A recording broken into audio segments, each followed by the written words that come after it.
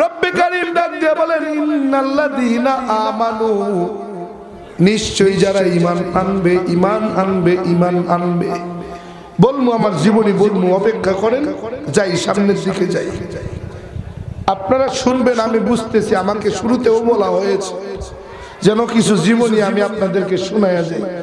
মন্ত্র তো জীবনী ছাড়া বলা যায় না, জীবনীর দিকে আসি ইনশাআল্লাহ মন্ত্রও আসবে, ঠিক আছে না?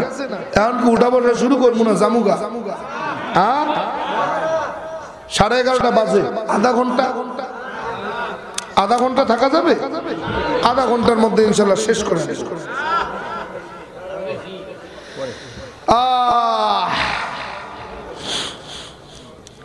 আল্লাহ তাআলা ডাক দিয়ে কই ইন্নাল্লাযীনা আমানু, এক নম্বর ঈমানের গ্যারান্টি দাও, ঈমানের গুণ দাও।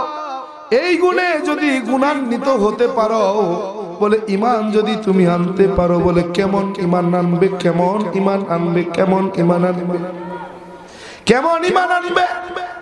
আল্লাহ তাআলা জানা যায় কেমন ঈমান আনতে হবে। ওয়া মিনান নাসি মাইয়াকুলু আমান্না বিল্লাহি ওয়া বিল ইয়াউমিল আখির ওয়া মা হুম বিমুমিনিন।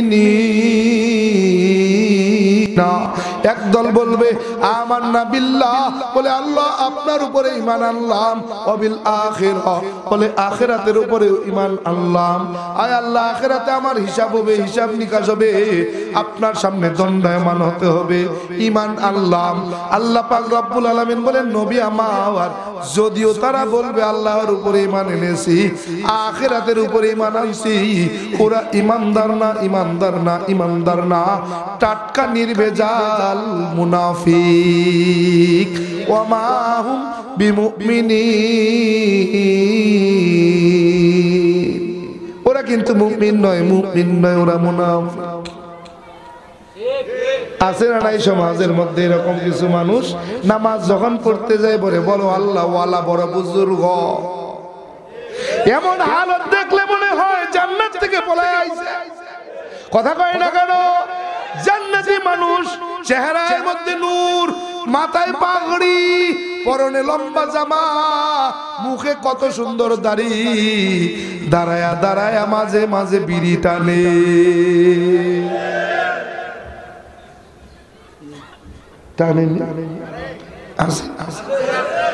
জান্নাত থেকে ফলায় আইছে।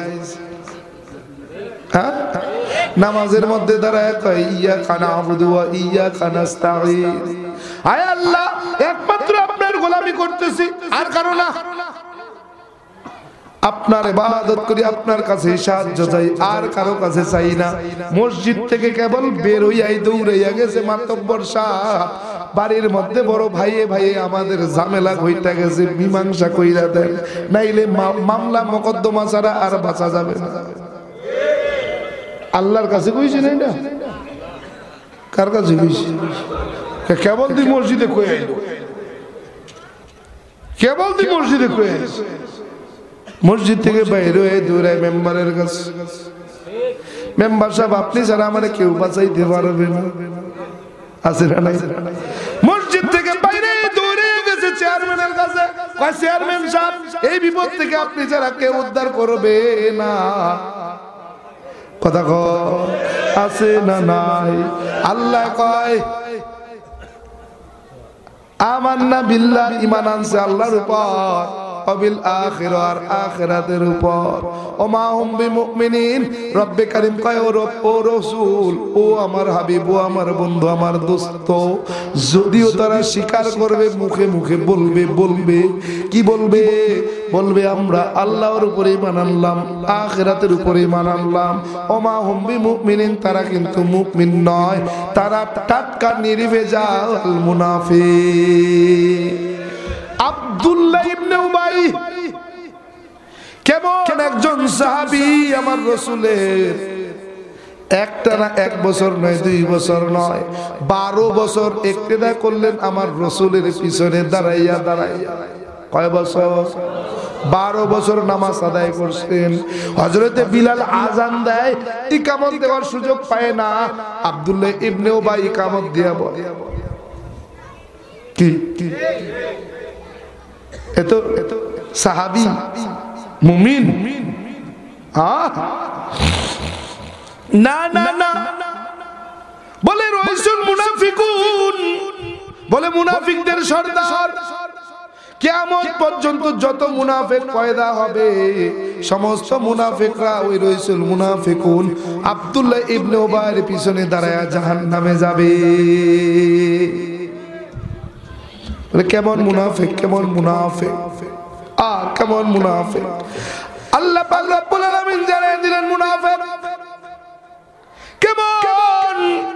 আব্দুল্লাহ ইবনে উবাই ইন্তেকালের আগে ওসিয়ত করে, সন্তান আমার ইন্তেকালের পরে তোমার কাছে আমার ওসিয়ত, ইন্তেকালের পরে কাফনের কাপড় বানাইবা রাসূলের জুব্বা মোবারক দিয়ে।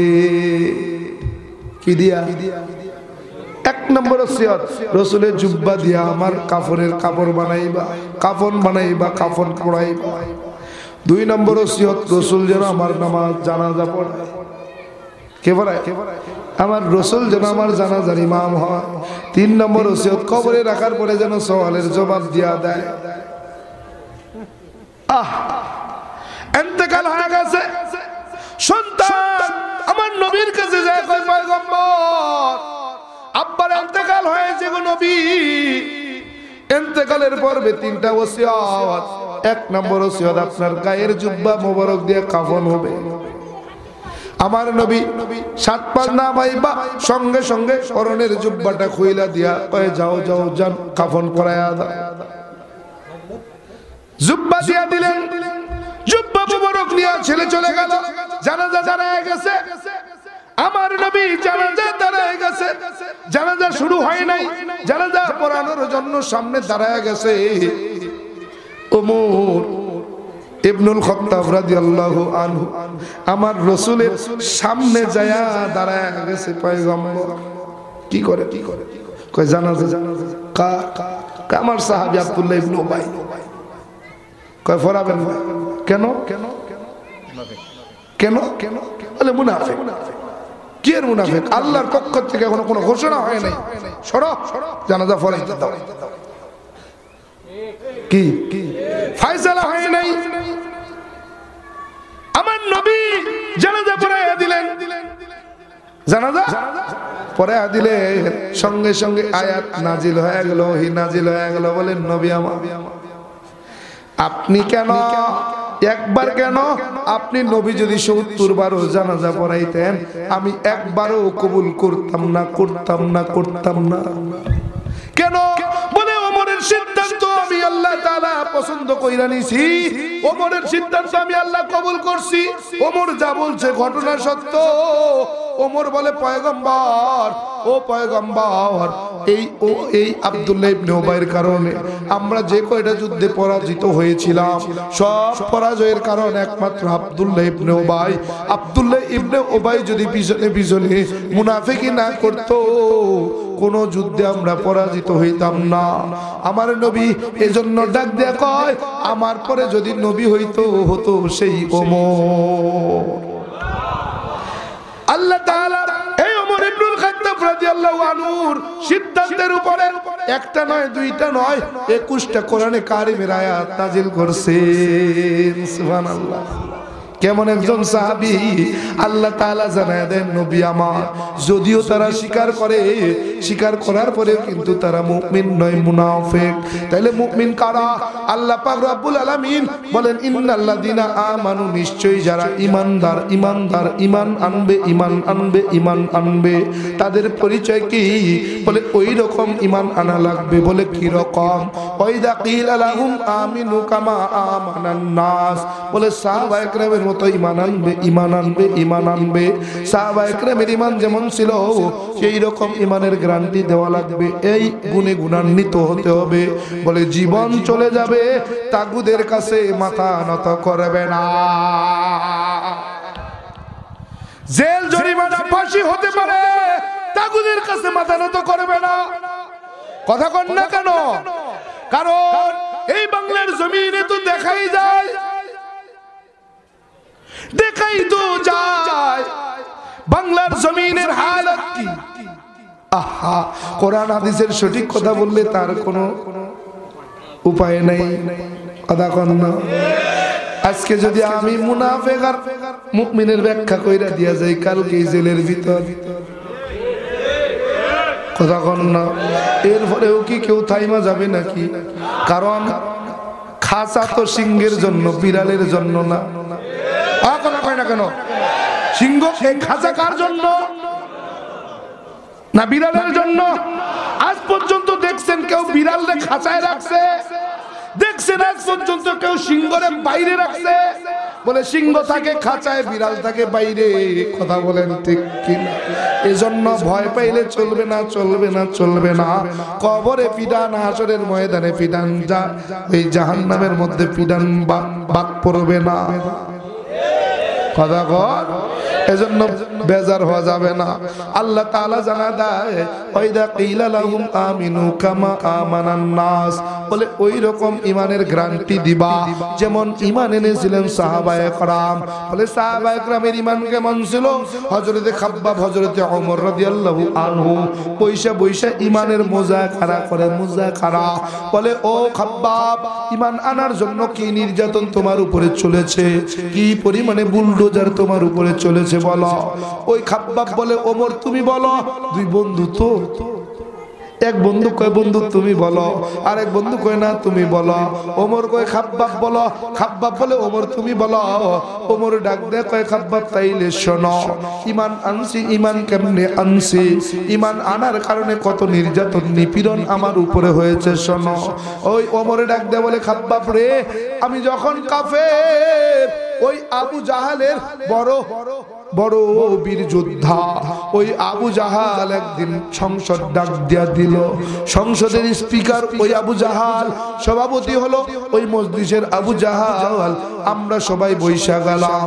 আবু জাহাল সভাপতির পদ থেকে দাঁড়াইয়া কয়, এরে তোমরা জানো না আব্দুল্লাহর বেটা মুহাম্মদ কি তামাশা শুরু করছে? নতুন বাপদাদার ধর্ম চাইরা নতুন এক ধর্ম প্রচার করতেছে। নতুন বাপদাদার তৈরি করা খোদা বাদ দিয়া নতুন এক খোদার পরিচয় দিতেছে। বলে এইভাবে যদি চলতে থাকে তার দলে আমাদের দলের সব লোক চলে যাবে। এইভাবে চলতে দেওয়া যায় না, ওকে থামানোর দরকার, থামানোর দরকার। ওমর ইবনুল খাত্তাব রাদিয়াল্লাহু আনহু বলে খাব্বাব, ওই মজলিসের মধ্যে আবু জাহাল লাফ দিয়া দাঁড়ায়া কয়, কে পারবে আব্দুল্লাহর বেটা মুহাম্মদের মাথা আনতে? বিনিময়ে এই মক্কার অর্ধেক রাজত্ব তাকে দিয়ে দেওয়া হবে, সুন্দরী নারী তাকে বিয়ে দেওয়া হবে, তার চাহিদা অনুযায়ী তার চাওয়া পূরণ করা হবে। ওমর ইবনুল খাত্তাব বলে রে খাব্বাব, তরবারিটা টান দিয়া খোলা বানাইয়া লাফ দিয়া দাঁড়া গেলাম। বললাম লিডার শর্ত কি সঠিকভাবে পালন হবে? বলে হ্যাঁ হ্যাঁ। বলে লিডার আমি যাই, অনুমতি দেন, আব্দুল্লাহর বেটা মুহাম্মদের মাথা আনতে যাই। বলে যাও যাও যাও।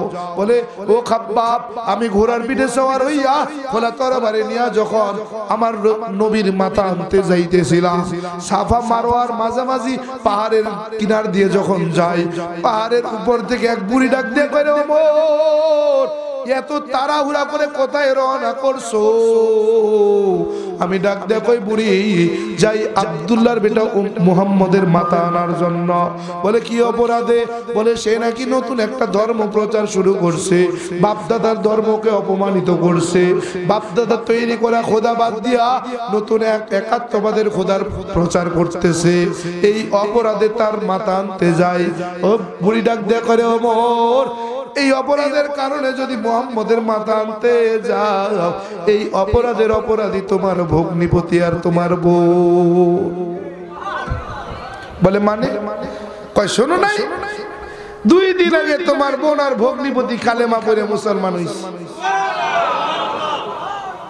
ওমর কয় খাব্বাব, এই কইতা শূন্য পায়ের রক্ত মাথায় উঠছে। কি আর আব্দুল্লাহর বেটা মুহাম্মদ, থাক আগে বোন জামাইরে সাইজ করা। ওমর ডাক দিয়ে কয় খাব্বাব, ঘোড়ার দিক পরিবর্তন কইরা বোন বাড়ির দিকে রওনা। ঘরের কিনারায় যখন পৌঁছে গেল, ঘরের ভিতর থেকে গুনগুন গুনগুন করে কোরআন তেলাওয়াতের শব্দ ভেসে আসতেছে। ওই ঘরের মধ্যে তখন খুবাইব রাদিয়াল্লাহু আনহু কোরআন তিলাওয়াত শিখাইতেছে, বলে সূরাত তোহার তিলাওয়াত শিখাইতেছে। ওই সময় দরজার সামনে নক করছে, বলে কে আছে ভিতরে? ওমর বলে খাব্বাব। আমার কণ্ঠ শুই না, ঘরের মধ্যে ছুটাছুটি শুরু হইলো, দৌড়াদৌড়ি শুরু হয়ে গেল। খুবাইব রাদিয়াল্লাহু তাআলা আনহু লুকায়া দিয়া বোন ভগ্নিপতি দরজা খুইলা দিল, ডাক দিয়া কই, বোন কি ব্যাপার, তোমরা ঘরের দরজা বন্ধ করছো কেন? বলে এমনি ভাইয়া। বলে কিরে, শুনলাম তোমরা নাকি মুহাম্মদের কালেমা পয়রা মুসলমান হইছো। বলে হ্যাঁ হ্যাঁ, যা শুনছো সত্য। বলে বলতে দেরি হলো, চাবুক দিয়ে আঘাত করতে দেরি করলাম না। এক পর্যায়ে রক্তাক্ত হয়ে গেল। বোনের রক্তের দিকে তাকাইয়া আমি ওমরের মায়া লেগে গেল। ওমর কয় খাব্বাব, বোনরে ডাক দেয়া কই, বোন কি রে, তোমরা ঘরের মধ্যে পড়ো, আমাকে একটু দাও তো দেখি। বলে এমনি দেওয়া যাবে না, লা ইয়ামাসুহু ইল্লাল মুতাহহারা। বলে অপবিত্র অবস্থায় এই কোরআন স্পর্শ করা যায় না, পবিত্রতা ছাড়া এই কোরআন ধরা যায় না।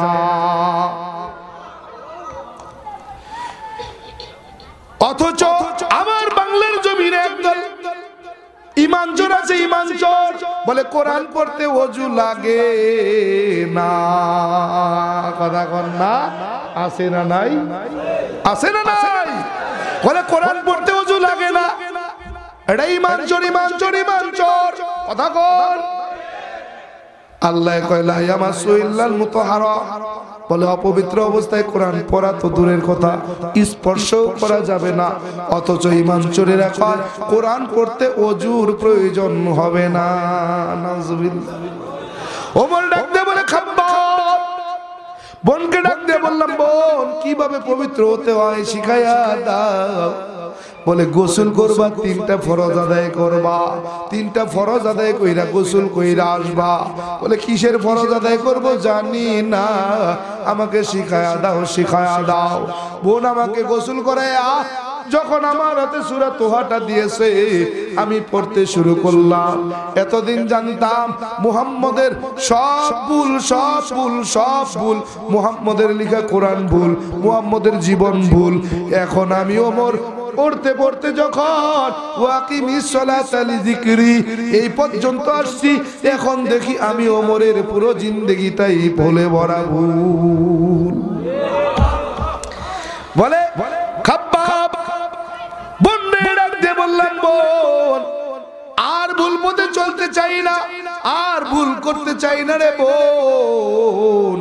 আমাকে নিয়ে চল, তোমার নবীর কাছে, মুহাম্মদের কাছে নিয়ে চল। আমি ওমর মুহাম্মদের হাতে কালেমা পয়রা মুসলমান হয়ে যাব। খুবাইব রাদিয়াল্লাহু তাআলা দৌড় ঘর বেড়ে গেছে। খুবাইব রে দেখা ওমর তা কি ব্যাপার? বলে সূরা তোহা তো আমি পড়াইতেছিলাম, সত্যি কি আপনি মুসলমান হবেন? বলে হ্যাঁ। বলে তাইলে চলেন, নবী কোথায় আছে আমি জানি। হ্যাঁ, নবী কোথায় আছে আমি জানি। ওমর ডাক দেয়া কয় খাব্বাব, খুবাইব আমার বোন আর ভগ্নিপতি মিল্লা আমারে নিয়া পাহাড়ের গুহার দরজার সামনে দাঁড়ায়া গেল। ভিতরে ছোট দরজার ছিদ্র দিয়া হযরতে আলী আমার খোলা তরবারি দেখা আবু বকরের ডাক দেয়া কয়, আবু বকর বড় সর্বনাশ। বলে কি? বলে ওমর খোলা তরবারি নিয়া গুহার দরজার সামনে দাঁড়ায়া। বলে কি ব্যাপার? বলে জানি না। এইবার হযরতে আবু বকর ডাক দেয়া কয়, রে আমির হামজা, বলে সর্বনাশ হয়ে গেছে রে আমির হামজা। এই হামজা, ওমর খোলা তরবারি নিয়ে গুহার দরজায় হাজির হয়ে গেছে। হামজা কয়, ও আবু বকর টেনশন করিও না, আমি হামজা বেঁচে থাকতে আমার নবীর গায়ে আচর লাগতে দিব না। ওমর যদি আজকে আমার নবীর সঙ্গে কোনো বেয়াদবি করে, মাথা নিয়া বের হইতে পারবে না। দরজা খোলো। ওমর বলে খাব্বাব দরজা খুলে দিল। আমার নবী তখনও হাত তুলে রাখছে, তখনও দোয়া করতেছে, ও রব্বে কারীম, মক্কার জমিনে 2 জন বড় বীর পালোয়ান, একজন হলো ওমর, একজন আবু জাহাল। আয় আল্লাহ, যাকে আপনি ভালোবাসেন, যাকে আপনি কবুল করেন, একজনকে আমার দলে ভিড়াইয়া দেন গো আল্লাহ। ওমর কবুল হয়ে গেছে, তরবারিটি আমার নবীর কদম মোবারকে ফালায়া দিছে, সুপর্দ কইরা দিছে, নবী আমার ভুল করেছি গো নবী, আপনার কাছে কালেমা পড়ার জন্য আসছি, আপনার হাতে হাত দিয়া কালেমা পড়তে চাই, আপনি আমাকে মুসলমান বানায়া দেন, পড়ায়া দেন লা ইলাহা ইল্লাল্লাহু মুহাম্মাদুর রাসূলুল্লাহ। হযরত ওমর বলে, খাব্বাব কালেমা পড়া মুসলমান হয়ে গেলাম, আমি আমার নবীকে নিয়া রাজপথে বের হয়ে গেলাম। এই মক্কার জমিনে আমার চাইতে আর বড় বীর পালোয়ান কেউ ছিল না। আমার নবীকে বললাম, ও নবী আমার, আজকের থেকে আর গোপনে ইসলামের প্রচার হবে না, আজকের থেকে রাজপথে হবে প্রচার, চলে আপনি আমি থাকবো সামনে, আপনি আমার পিছনে, প্রকাশ্যে ইসলামের প্রচার চলবে। ওমর বলে, খাব্বাব আমার উপরে কোনো নির্যাতন নিপীড়ন মামলা হামলা হয় নাই, এ খাব্বাব তুমি বলো না ঈমান গ্রহণ করতে গিয়ে, ইসলাম গ্রহণ করতে গিয়ে কতটুকু নির্যাতন তুমি সয়েছো রে খাব্বাব। খাব্বাব বলে, এ দোস্ত আমার বন্ধু ওমর, বলার আগে একটু দেখো। বলে, কি দেখবো? পিঠের কাপড়টা সরাইয়া দেয়া কয়, ওমর পিঠের দিকে তাকায়া তাকায়া দেখো। ওমর পিঠের দিকে তাকায়া চোখের পানি চাইরা কান্না শুরু করে দিছে। বলে, খাব্বাব রে, জীবনে তোমার কি কোনোদিন কুষ্ঠরোগ হয়েছে রে খাব্বাব? পিঠের মধ্যে সাদা সাদা গর্ত কিসের দেখা যায় রে খাব্বাব? খাব্বাব বলে, ওমর একটু অপেক্ষা করো, জিহ্বাটা টান দিয়া দইরা কয়, ওমর জিহ্বাটার দিকে একটু তাকায় দেখো। জিহ্বার দিকে তাকায় দেখে টিউবারের মতো গোটা গোটা হয়ে আছে। ওমর কান্না করে আর বলে, খাব্বাব তোমার জীবনে কখনো কি শরীরে কোনো টিউমার হয়েছে যার একটা নমুনা তোমার জিহ্বার মধ্যে থেকে গেছে? খাব্বাব বলে, ওমর না রে ওমর না, জীবনে আমার কোনোদিন কুষ্ঠরোগ হয় নাই, জীবনে আমার শরীরে কোনোদিন টিউমারও হয় নাই, আমার কোনোদিন গুটি বসন্ত জল বসন্ত হয় নাই। বলে, তাইলে কি ঘটনা বলো? বলে, ওমর যেই দিন আমি কালেমা পড়লাম, আমার নবীর হাতে হাত দিয়ে কালেমা পড়া মুসলমান হয়ে গেলাম, আমার বংশের বেঈমান গুলো খবর পাইয়া আমার গলার মধ্যে রশি লাগাইয়া, বলে ওমর গলার মধ্যে রশি লাগাইয়া ঘোড়ার সঙ্গে বাঁধা গোটা মক্কার নগরী টানছে হিসাইছে। পাথরের খোয়াগুলো পিঠের নিচে পড়ে পড়ে গোশতগুলো উঠে গেছে। বলে, জ্বলন্ত আগুনের কয়লা, কয়লার উপরে আমার চিৎ কইরা শুয়ে দিছে। ওমর গোশত আর চর্বি গুলো উঠতেছে, এর গন্ধটা আমার নাকে আসে। ওমর সহ্য করা যায় না, সহ্য করা যায় না। বলে, ওমর বারবার বলতেছে রে খাব্বাব, জীবনের মায়া ছাড়বি না, কালেমা ছাড়বি বল। ওমর জীবন চলে যাবে, কালেমা ছাড়বো না। এই কথা যখন বলেছি, শুধুমাত্র বলেছি, সঙ্গে সঙ্গে আমার বংশের বেঈমান গুলো জিহ্বাটাকে টান দিয়া ধইরা কাঁটাগুলো ফুটায় ফুটায়,